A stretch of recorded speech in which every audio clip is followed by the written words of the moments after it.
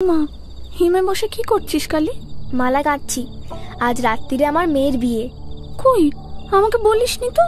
ঠিক ছিল না সেজদি, এখন বাবা পাঁজি দেখে বললেন আজ রাত্রির ছাড়া আর এই মাসে দিন নেই। আর সকলকে বলা হয়েছে, শুধু শেখরদাকে বলা হয়নি। যাও না সেজদি, শিগগির করে দিয়ে এসো না।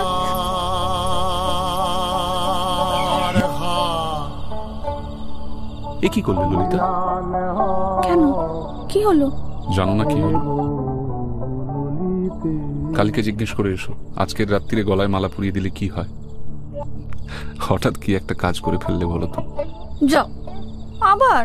আমার দোষ কি? তুমি তো করে গেলে। কিচ্ছু করিনি, তুমি ওটা ফিরিয়ে দাও। কাছে এসো, ফিরিয়ে দিচ্ছি। তুমি অর্ধেকটা করে গেছো, সরে এসো, আমি সেটা সম্পূর্ণ করে দিই।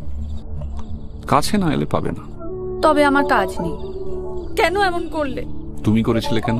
আমি কিচ্ছু করিনি। আমার কেউ নেই বলেই তুমি আমাকে এমন করে অপমান করছো। কাল বড় বাড়াবাড়ি করছিলে ললিতা, আমি বিদেশ যাওয়ার আগে সেইটাই তোমার বন্ধ করে দিল।